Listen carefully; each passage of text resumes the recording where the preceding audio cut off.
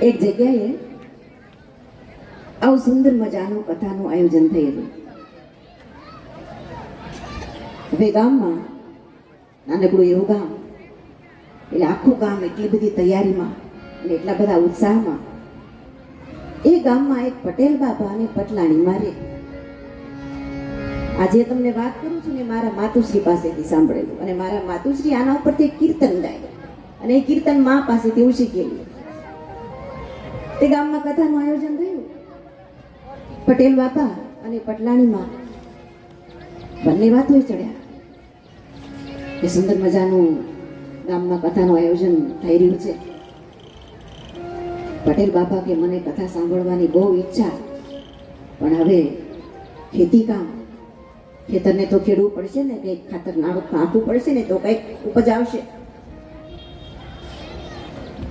એટલે પટલાણીમાં એ શું કહ્યું, કથા સાંભળવાની તો મને ઈચ્છા છે, મારી સંપૂર્ણ કથા સાંભળવી છે. પેલા ભટ્ટ બાપા કથા કહે ને, એ પટેલ બાપાએ એમ કહ્યું કે આપણે એક કામ કરીએ, હું ખેતી કામ કરું અને તારે કથા સાંભળવા જવાનું. અત્યારે પણ દેખાય છે ને, બહેનોની સંખ્યા વધારે જ હોય ગમે ત્યાં, ભાઈઓ કામકાજમાં લાગ્યા હોય, બધું બધું એ જ્ઞાનનું પ્રતીક છે ને બહેનો ભક્તિનું પ્રતીક છે. એટલે એક બેન બીજીને કે બીજી ત્રીજીને કે કથામાં બહુ આનંદ આવે છે, હું તો બીજી ત્રીજીને ત્રીજી ચોથીને આમ બધું ભેગું થાય. પણ જ્ઞાનનું પ્રતીક છે ને એ બાજુ બાજુ બેઠા હોય તો બોલે નહીં, પોતે અનુભૂતિ કરે પણ બીજાને ન કરી શકે, કરાવી શકે, અકડતા હોય, થોડી આમ હોય.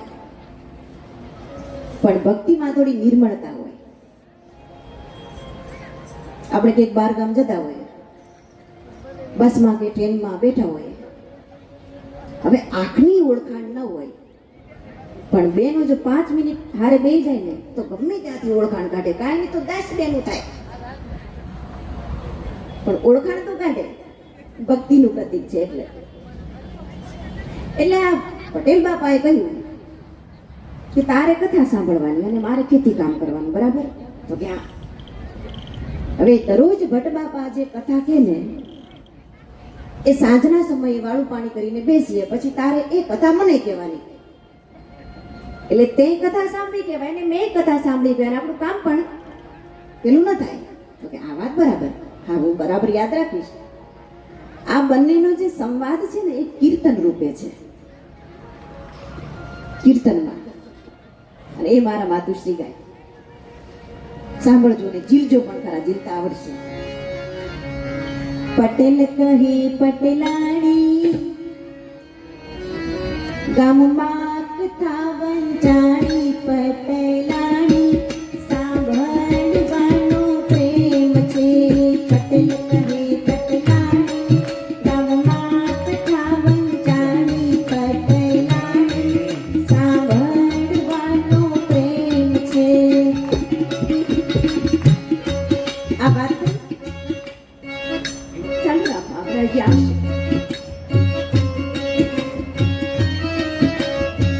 આ બંને સંવાદ કરે છે.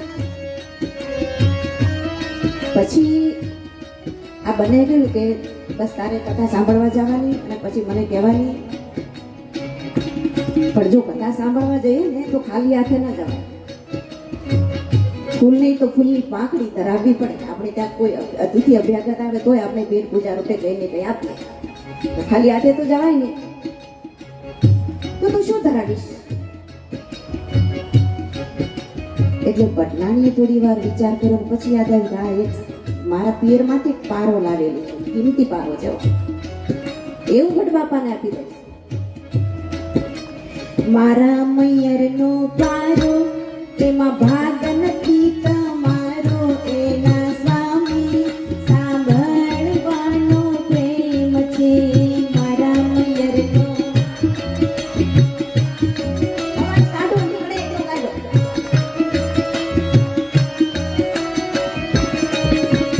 મારા મૈયરનો પારો એમાં ભાગ નથી તમારો, એના સ્વામી સાંભળવાનો પ્રેમ છે.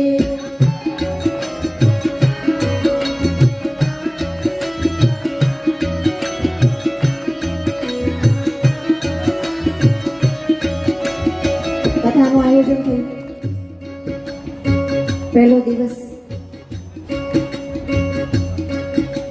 પૃથ્વીયાત્રા, પણ પહેલા દિવસમાં થોડી ઝાંખપ હોય, પછી ધીમે ધીમે ધીમે ધીમે પારો તપે અને છેલ્લા દિવસે તો જમાવટ લઈ ગયો. પહેલા દિવસની કથા સાંભળી પટલાણી માએ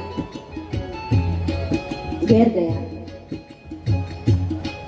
હાજે વાળું પાણી કરી અને બંને જણા ઈંડોળા ઉપર બેઠા છે. પટેલ બાપા સોપારી વાતરી વાતરીને પટલાણી માને આપતા જાય, એક ફાકડો મારતા જાય છે. અને પછી પટેલ બાપાએ કહ્યું કે તમે આજે કથા સાંભળવા ગયા હતા? તો કે હા. તમે કથા સાંભળી કેરે આવ્યા, તમે શું શું સાંભળી લાવ્યા? પટલાણી સાંભળવાનો પ્રેમ છે. શું શું સાંભળી?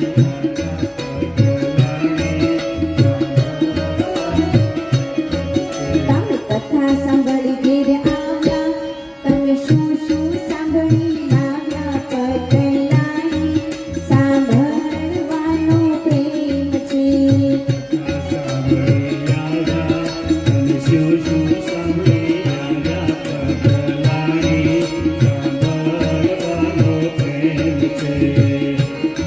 પટલાણીમાં એ વિચાર કર્યો કે કથા સાંભળવાની તો બહુ મજા આવી,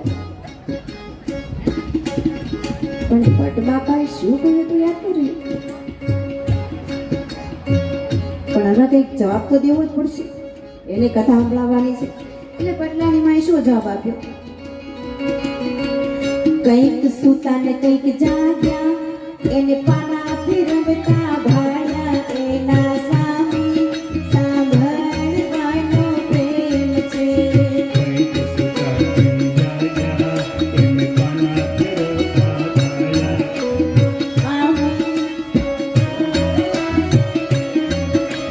કંઈક સૂતા ને કંઈક જાગ્યા, એને પાના ફેરવતા ભાળ્યા, એના સ્વામી સાંભળવાનો પ્રેમ છે.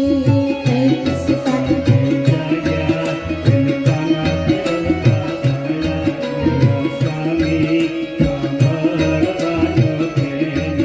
સાંભળવાનો પ્રેમ છે. તો આવું થાય. શું કામ આપણે કથામાં બેસતા જ નથી? આજે કોઈ પૂછે કે આજે કથામાં શું આવ્યું, તો કે એ કાંઈ યાદ ન રહ્યું. કથામાં આનંદ બહુ આવે છે, પણ માતાજી બુકના કંઈક આમ ને આમ પાના ફેરવતા હતા એટલું યાદ છે.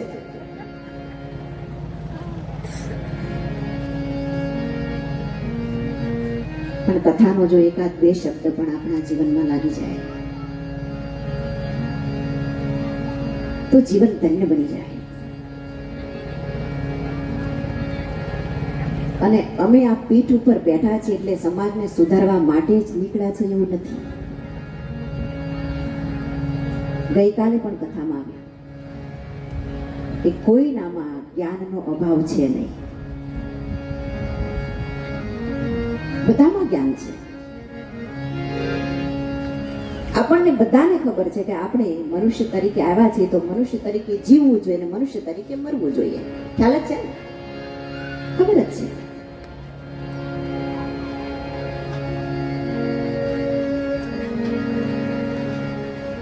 પણ કથાને આપણા જીવનમાં ઉતારવાની છે.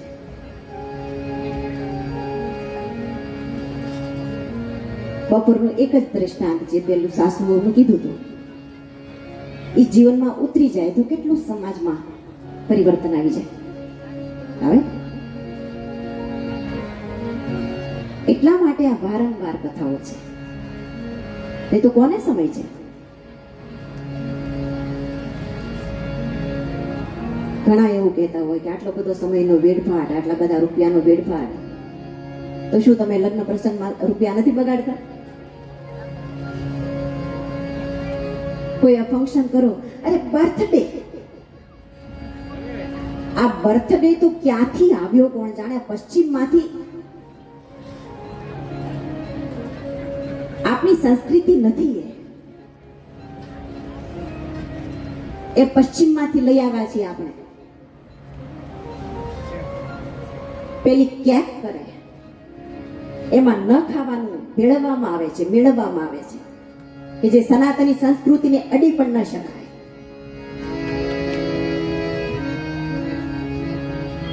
એનું નામ લેવાથી પણ પાપ લાગે, એને સ્પર્શ કરવાથી પણ પાપ લાગે. એ આપણે પેટમાં પધરાવીએ.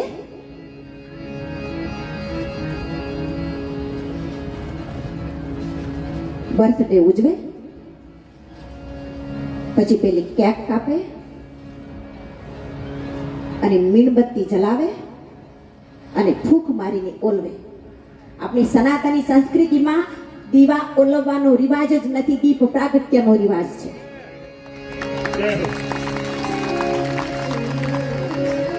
ક્યાંથી લઈ આવ્યા?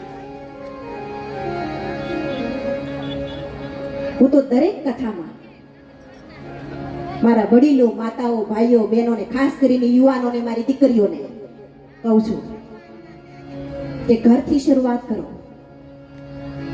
બાળકનો જન્મદિવસ હોય તો કોઈ બે ગરીબ માણસને મદદ કરો. કોઈ વિદ્યાર્થી ફી ભરવાની એની માં તાકાત ન હોય તો એ ફીસ ભરી દો.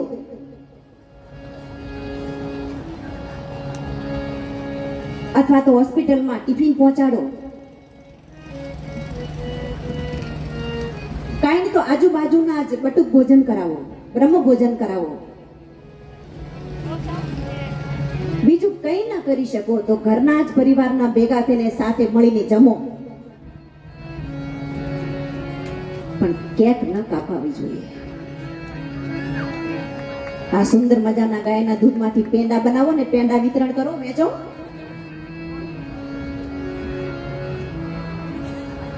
જો આપણી સંસ્કૃતિ આપણે ભૂલ્યા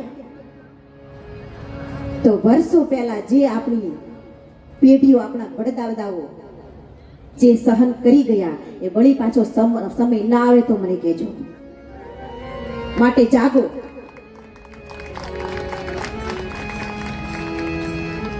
જાગવું જોઈશે.